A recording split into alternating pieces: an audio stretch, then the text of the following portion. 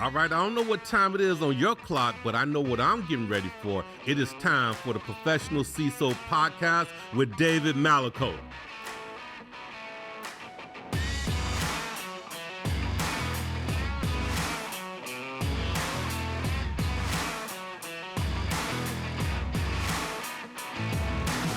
Welcome, one and all, to the Professional CISO Podcast. My name is David Malicoat, and I'm your host. This show is an exploration of all those things necessary to transform the role of the CISO into that of a professional. Today, we have an interview with a cybersecurity CEO. He's been around the block for a while. His company has solved some challenging problems around with continuous threat and exposure management. Before we do that, I do want to talk about some shout-outs. So we have a couple of sponsors that have really helped us out from the beginning to get us launched. First off is Interpres Security, which we'll talk about more today because they're one of our guests. The other is ContraForce, which shout out to those folks, Stan and Ricky over there at ContraForce. They're doing hyper automation for security operations. So just want to say thank you to those folks for both entities. They saw early what the potential of this podcast had to be, and they basically gave us a vote of confidence. So we truly appreciate it. And now let's talk about being a professional CISO. Today's episode, we have Nick Lantuh. Nick is the Chief Executive Officer of Interpres Security. Previously, Nick was the co-founder and CEO of NetWitness. He was also the chairman of eCentire. Also the CEO of Fidelis Security. He also sits on multiple boards for technology companies today. Please welcome Nick Lantuh. Nick, welcome. Thanks, David. Good to be here. All right, so Nick, how I want to get started is kind of give you a little bit about what your history is, a little bit what you're doing today. I want you to talk a little bit about how maybe even as a kid you got into kind of the technology side of things, or even as a young man. Talk me through that into today. Give me kind of that 1 to 2 minute Nick Lantuh technology brief. Yeah, so all the way back to when I was a kid, watching my dad run a Texaco gas station, son of immigrants, right? But watching him run it, I always wanted to have my own business and always wanted to run. Didn't know how I was going to get there, but kind of evolved through the process of really wanting to look at and enjoying innovation and being brought to market. So I was attracted to the technology world. Coming out of school, I thought I was a banker, and so I went down that path. Did a pivot in graduate school to technology, and never looked back. Punched a ticket in Xerox Corporation to understand how to go to market and what it meant, to be a go-to-market person. And then I jumped right into startups, and I was running revenue for technology startups for the first, I'd say, 12, 13 years of my career after Xerox. And we were fortunate enough to have, a number of exits and an IPO. And then on the heels of that, I had the chance to actually start my own company by taking some technology out of the intelligence community, which became NetWitness. And then off of NetWitness, after we sold that to EMC, I became, the initial chairman at eCentire. That converted into an executive chairman role where I was running the business, and we exited that out to Warburg Pincus. So they're still running with a great company, doing a lot of good things. And then I had the chance to help another private equity firm do a turnaround in Fidelis. And I did that. We sold that off to private equity again. And then that's where I met my co-founders who were working inside of the classified space in the government. They had this methodology. This is something that actually needed to be brought to the market. It was something that I've been thinking about since my NetWitness days in terms of being able to integrate together the technologies you have to optimize them. And so we decided to go and start this one together. So that's sort of just a quick synopsis of kind of how I got here. So would you say from your career perspective, you got into it got into your blood, like you kind of had to keep on doing it? It was one of those where like you were doing it well, we keep going down that path? Yeah, it was really a, kind of finding what I really loved. And, the banking, loved it, great experience, wasn't for me. The technology world, when I got into it, I said, this is it. But I'm really attracted to the innovation side of it in the startup world. And once I had the flavor of being in my first startup, and we had the success of bringing innovation to market, and then we had an exit, I was hooked. It was on. Yeah, I was hooked, and it was that desire to want to be a part of bringing new and innovative thought and new and innovative product to the market, and helping customers and helping the industry. That really grabbed me, and that was kind of my guiding light for what I've done for the rest of my career, because I found that lane that I enjoyed, that I got a lot of gratitude from, and that we were able to actually do things that help.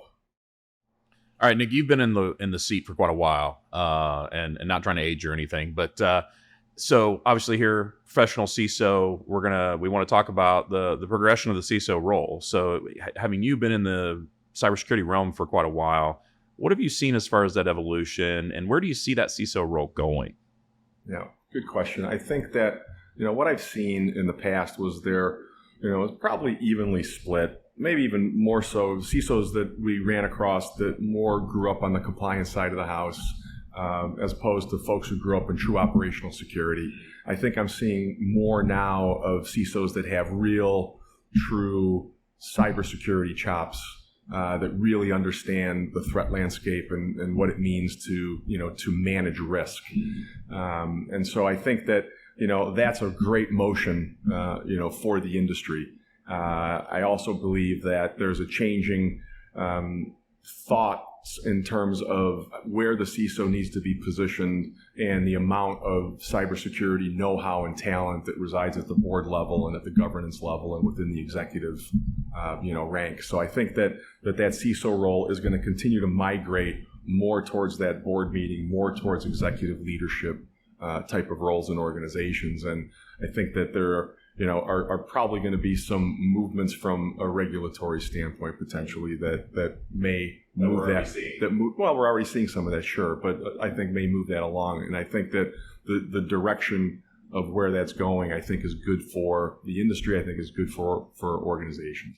Any advice for those current CISOs, soon-to-be CISOs, wannabe CISOs, that how would they want to maybe target their careers with the way that you see things evolving? How, any advice from you, again, from your position, that they may be able to want to look at and take in, and how they point the direction of their development? Oh boy, yeah. Not being a CISO, I think that obviously, having the right technical chops to begin with, and really learning, in the trenches and starting there. And then I think also understanding the language of business and being able to weave that in, whether that's through schooling, whether that's through exposure in the business, but really understanding how to then convey really complex technical things in layman's terms is vitally important. So I would say, a business mindset, I would say communication skills are vital, not just the technical skills, but you have to start with the technical skills in order to build that foundation. That would be my, outside looking in approach. I'm a strong believer that all of our stakeholders, as a sitting CISO, I want to take the advice and understand what the different stakeholders have to say. So from my perspective, I know you're maybe a little shy to say, hey, this is what a CISO should do. But in the end, I think it takes everyone, right? So for me to say, Nick Lantuh, you're a CEO of a vendor that I may do business with, how can we meet and be able to speak on those terms, right? You're looking at your go-to-market and your messaging for me, but also how can we have that conversation, right? And to truly be on that, and obviously your business experience, you speak to boards, you are on boards, you have that experience, and I think that's valuable for you to be able to come in and give your perspective. So just want to make sure we were straight on that. It's well founded. Yeah, and I think another really important thing for CISOs is just the leadership skills, right? The ability to attract and retain top talent. And what I've seen in many instances where, CISOs have such a strong following of believers in them and their program and how they run their teams and, how they interact. I think that's vitally important to have those types of people skills as well. And that kind of goes along with the communications and being able to speak in a business manner. But I think that all those things kind of, they really speak to any type of leader, right? All those skills transfer to, a sales leader or an operations leader, an engineering leader. I want to take a moment to talk about today's sponsor, Interpres Security. Interpres optimizes defenses to help CISOs and security teams focus on the threats that matter most and reduce their threat exposure. The Interpres Threat Exposure Management Platform analyzes the dynamic relationship between the defense surface, adversarial tactics, techniques, and procedures, and exploitable vulnerabilities that are likely to be used to attack an organization. With continuous monitoring, organizations know exactly how well they are prepared for existing and breaking events. To see Interpres in action and to learn how you can gain an unbiased view of your security posture and defend against the most relevant security threats and vulnerabilities, visit www.interpressecurity.com/HVM. We appreciate Interpres Security support as a foundation sponsor of the Professional CISO podcast. Check them out today. So, as you mentioned, risk, and we talked about it a little bit, but risk for CISOs increased pretty substantially over the last 12 months with what's been going on with the SEC, things like that. So what do you see specifically should CISOs be looking at in their cybersecurity programs to prepare for kind of how these winds are changing, right? So maybe specifically from a technical perspective, or maybe one of the areas, right? So like, what are you seeing in the landscape of things to see how CISOs maybe need to prepare their programs?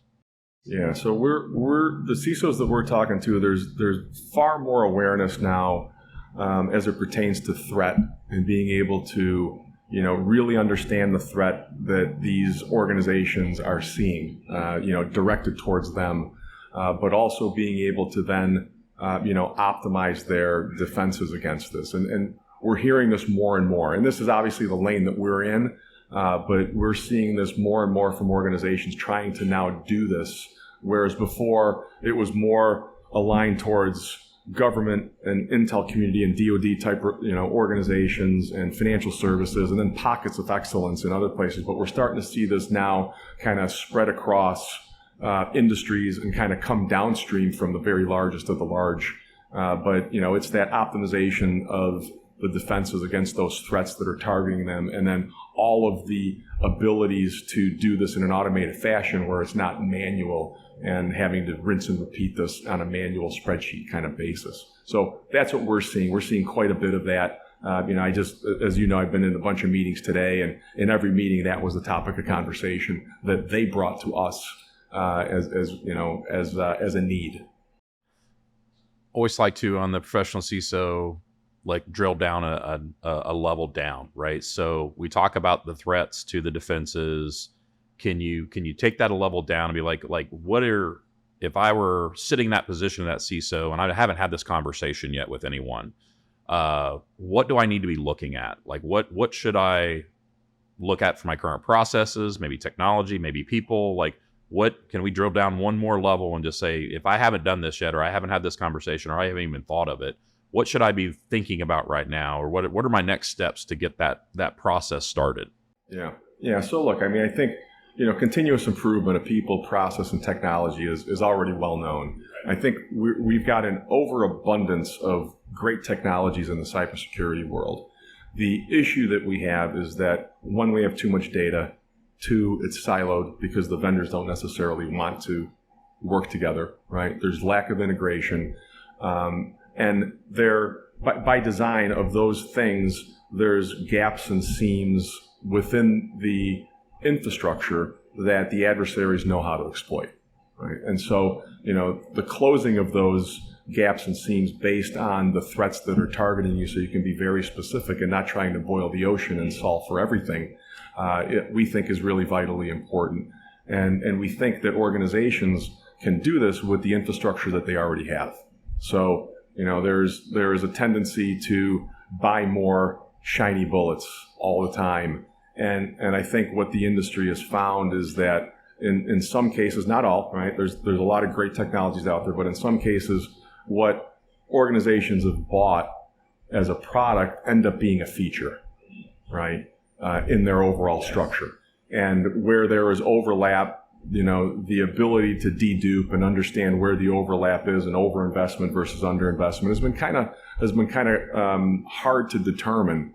And that ability in a world of tight budgets and flat budgets is really paramount for these teams to get to the bottom of and understand, well, where do we have the right coverage and where are we lacking coverage? And when we have an overabundance of coverage, can we streamline that away and simplify an environment, but still, increase the security posture and increase our visibility and understanding and detection logic capabilities and controls and mitigations against threats coming at us.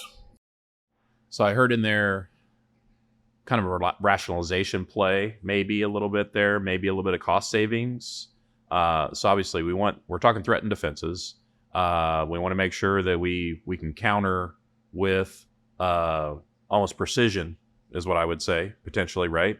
But we talk about the rationalization and I say optimization, maybe in cost savings. Can you talk me through maybe the cost savings play a little bit, if there is one there, that if I'm making sure my tools are as effective as they can be, is there duplication potentially? Have you seen that in what you're seeing with Interpres being deployed, or kind of talk me through the cost side? We have. We've seen duplication in effort, right, in various areas, and where tools may overlap, and there's an abundance of detection logic and an abundance of visibility and log collection and mitigative type controls. But we also see a potential for savings from the standpoint of log collection into the SIM. As we all know, and we hear this from nearly everybody, that it's very expensive. When we don't know, we over-collect things just to have them. And there's a way to be more prescriptive in terms of what, from a defensive standpoint anyhow. I'm not talking compliance and other parts of the business, but from a defensive standpoint, we could be far more prescriptive today than we've ever been, by able to say, listen, this is exactly what you need to collect, and this is why. Right? This is what you need to collect to be able to write these detections, to have this visibility. And so there's some savings on, the log aggregation side of it. There's some efficiencies on the detection engineering side of things. There's efficiencies in overlap of technologies where, you could probably take things out of the stack and still, be better off because it's simplified and you've still got the same type of coverage, if not better. So there's quite a bit of efficiency, we think, that could be gleaned from this, threat, evidence-based, threat-informed way of looking at an environment. So you're taking the bespoke type of threats that are targeting you, and you're taking your bespoke stack and optimizing it against those threats in a way that, you're not really trying to boil the ocean or kind of scattershot is what I call it. Scattershot's a good way of saying this, right? So, really what we're helping organizations with is, the analogy I like to use is, I've gone to my kids' recitals and, all the instruments are playing and you can make the song out and it sounds wonderful for, fifth graders, or you can make all the tools work together like it's the Boston Symphony, right? And it's that correlation and integration and holistic view, and be able to tie those things together so you can look holistically. Do we have the right detection coverage? Do we have the right visibility to counter the TTPs that are coming at us based on, the campaigns that are being run and the threat actors and the exploitable CVs in your environment, but tying all of that together into, okay, right, we know what our threat profile is. We know what the actors are that are coming at us. Based on those two things, these are the gaps that we have that we need to fill today. So it's, that ability to say, look, we're going to prioritize and recommend these things for you to do now because they're the most vital things based on what's happening in the wild at that moment. Well, I think it goes back to, and check me if I'm wrong here for sure, but like the concept that we don't, not all data should be protected the same, right? Because it's not all the same criticality. And obviously your most critical data, you're putting the most controls around all the way down to your least critical data. Can we think about that in the same way with these threats, right? So is that what we're talking about in this space, where we're like, look, we're going to make sure that those threats that are the highest on that to us as an organization, that we're regarding those with the right amount or the most amount of counter. Would that be accurate? That's correct. It's a prioritization not only of what you need to do defensively, right, to put your house in order, but it's a prioritization of the threats that are most likely going to target you, and the ability to actually stack rank them in a way that makes sense, because the cybersecurity world, from a defensive standpoint, it's all about relationships, and it's elements of threat and it's elements of defense, and the ability to tie together a threat group with the campaign that they're running, with the malware that's being used, with the TTPs that are being exploited, with the CVEs that are exploitable in your organization, and tying that to your assets, tying that to your visibility, tying that to your detection logic holistically, tying that to your mitigative controls, and being able to correlate those to each other and connect them, right? And if you can do that in a way that's based on a prioritized list of threats, and you can do that based on a prioritized list of gaps that we have that need to be filled, now you've got the ability to say, okay, right, I can step back, I've got automation working for me, I've got the ability to keep this in a constant monitoring environment, and now I can look and say, I need to go and fix these things first, because these, fixing this certain thing will address, X number of TTPs. Fixing this certain thing addresses this big hole that we have that we didn't know. And it also applies to the whole notion of making sure that the products that your vendors provide are optimized.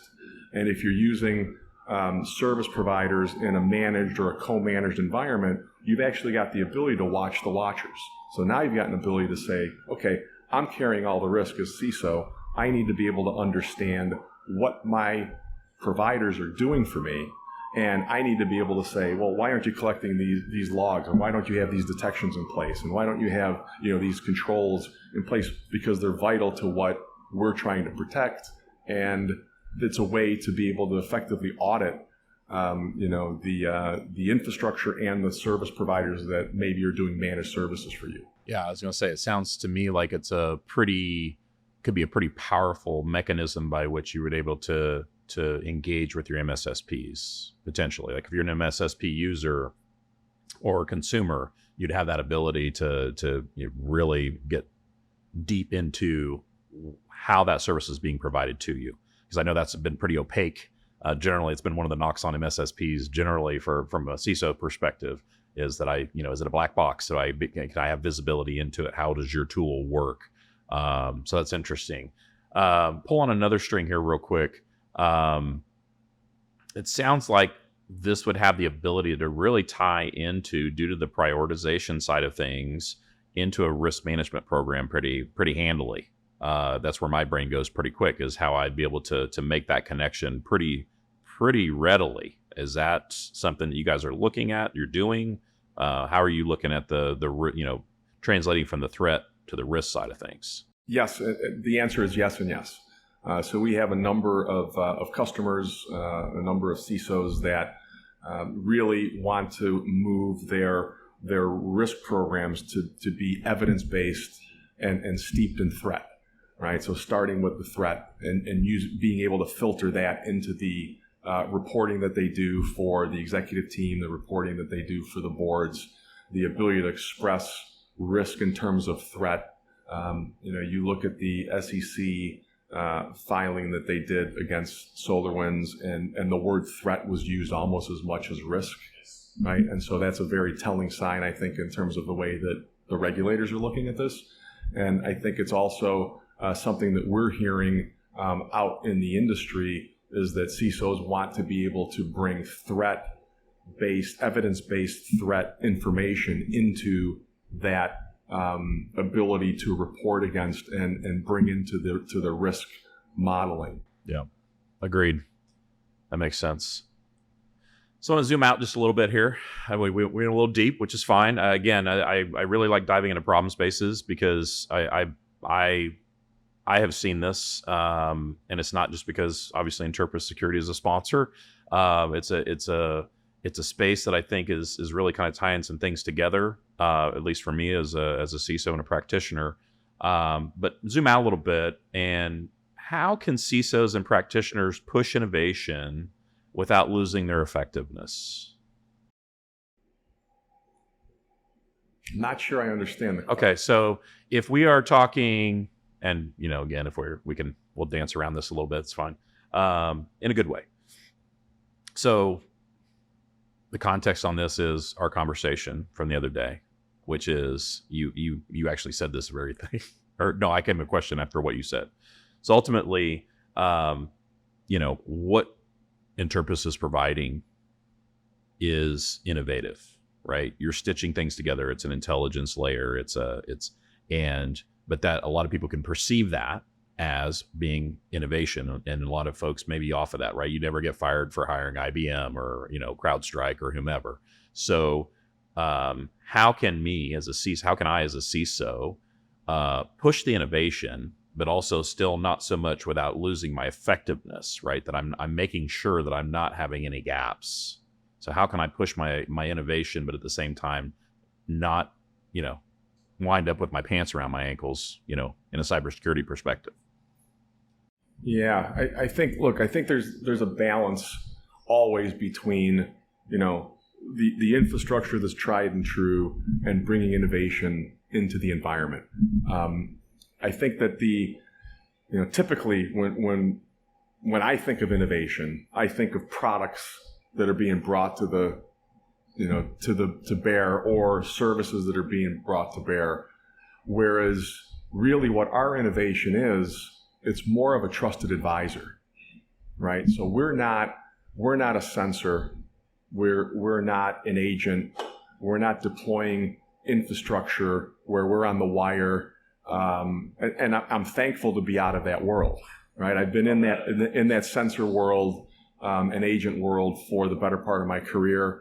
And it's very refreshing to just be an analytic where we can drape on top of what you have, your bespoke security stack, and we can say, hey, you've got more optimization from your vendors that you can squeeze out of the capabilities collectively that the products have, and you've got an ability to also continuously monitor all of it together. And whether that's just your product that you're managing from your SOC, or it's a co-managed environment, or you've offloaded to a full-on managed service for things, we can watch that entire environment, and we can do it in a way that's, you could be cloud, you could be on-prem, you could be a mixture in a hybrid environment, which most organizations are. But, the innovation that we're bringing to bear is not another type of capability. It's more of, hey, let's take what you've got and just make it work better. And let's be threat informed with it so that we understand who really cares about you, right? And take your environment and truly make it bespoke. Because I think, every CISO wants their environment to be tailor-made to them. Every vendor wants to sell plain vanilla, because when you get to scale, you can't dig into every individual organization. And what we're providing is that ability to custom tailor every environment and optimize every environment to maximize what the tools can do against the threats that are targeting that specific organization. And so it's innovation for sure, but it's not innovation like we're creating, another sensor or another look into things. We're just actively collecting up all of the information that's already there in a very light touch manner, and then presenting it back and saying, well, here are your gaps and your seams and your tool deficiencies and your misconfigurations. Go fix them. I want to touch on where you guys play in the space. So it's CTEM, Continuous Threat and Exposure Management. Is that correct? We enable CTEM to happen. Is Gartner putting you in CTEM as you know it right now? I wouldn't say that they're putting us there. I think we're an enabling technology for CTEM, right? And I think that, Gartner, when Gartner created CTEM, they admit that, look, there's some issues with CTEM, right? Yes, there is. There's just the whole concept of, you're introducing complex technologies that don't talk together and don't want to talk together. You've got siloed products. You've got, lack of talent, right? There's a labor shortage in this environment. You've got a ecosystem of products that are still siloed and there's no control layer laying over the top of it. And what we're saying is that, look, the CTEM concept is great. Love it. But they're saying, look, internal and external attack surface management and, automated pen testing and vuln management and vuln prioritization and BAS and all these things to say, hey, buy more, right? You, Mr. CISO, go buy more and more and more. And then you figure it out and just automate it through spreadsheets and smart people. Whereas what we're saying is that, look, the concept is great, and we've been talking threat exposure, but we're saying do it with the products that you already have. Do it with your EDR and your SIEM and your network sensing and your cloud sensing and your email sensing and your data lake, and take all of the aggregate capabilities there, which is a lot of great tooling, and just optimize it. And you're going to get threat exposure, and you're actually going to get directed threat exposure based on the threats that are targeting you. So, love the concept of CTEM. We're not one of the bubbles that they put up as a part of CTEM. We're an enabling capability to make CTEM and exposure management happen in an environment that you already have with the tools that you already have. So you're a connector, you stitch it together. Intelligence layer, I think I heard you say. So ultimately, you say enabling. If I have some of these tools that are in this category, besides obviously the compelling factors that we have as far as optimization and all that we've already talked about, you kind of bring everything together. We do. They're an input for us. Got it. All right. If you've listened to the podcast before, you know what time it is. It is time for 10 questions. Why do this? We are in a human endeavor. And so part of that is to be able to humanize the people in the ecosystem. Obviously, we're talking to a CEO of a company out there trying to make sales, trying to be a part of the ecosystem, but also it's a human story. So what I like to do is I like to ask my 10 questions that allows you as the listener and the viewer to be able to understand these people a little bit more. And honestly, we get to have a little bit of fun with it. So here we go, Nick. You ready? Fire away. What is your favorite word? So not a word, it's a phrase. That's fine. Figure it out. Figure it out. Like it? What is your least favorite word? I can't. So that's a phrase again, but... Yes. No, you're fine. That's good. Can't. What area of your work do you find most interesting? So I would say it's helping organizations and people in their careers. When somebody trusts us, right, with a purchase, we don't want to let them down. As far as employees, I want to make sure that, we're doing all the right things for this to be stepping stones for them to rapidly accelerate their careers. And I think that those are probably the two things, is to, not let the buyer down and make sure it's a career bump for them, and make sure internally that we're supporting our people so that they get rapid ascension, right, on their careers. Excellent. What area of your work is the most challenging for you? I would say it's more of the mundane tasks that need to happen, right, to keep a business running. Things that have to be done but are more monotonous. I would rather be out with customers, with prospects, with partners, with the sales team. I'd rather be, in the conversations of developing and innovating technology.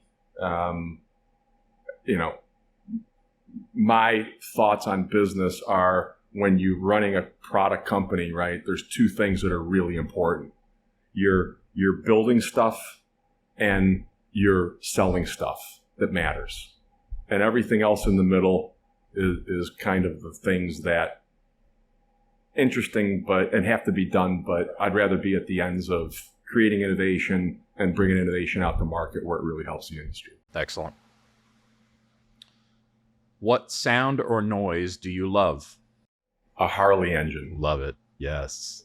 Yeah. There's nothing like it. I love that. Yes. That's probably my favorite right there. What sound or noise do you hate? Anything associated with complaining. Mm-hmm. I can see that. For sure. Having spent some time around you. Yes. What is your favorite curse word? Oh, definitely pass. Understood. What profession other than your own would you like to attempt? Oh, if I wasn't doing this, I'd probably be a coach. Sports coach. Sports coach. Lacrosse coach. At what level? I'd be at the college level. Interesting. Okay. What profession would you not like to do? I would say that I wouldn't want to be, shackled to a desk and in a role where I wasn't interacting with people. Understood. Yes. And the final question. If heaven exists, what would you like to hear your God say when you arrive at the pearly gates? Come on in. Excellent. Well, everyone, Nick Lantuh. David, thank you. Thank you. All right, gang. Obviously, we covered a lot of territory with Nick today. Excellent conversation. Always like to address the elephant in the room. Yes, obviously, Interpres Security is one of our sponsors, and we're very appreciative of that.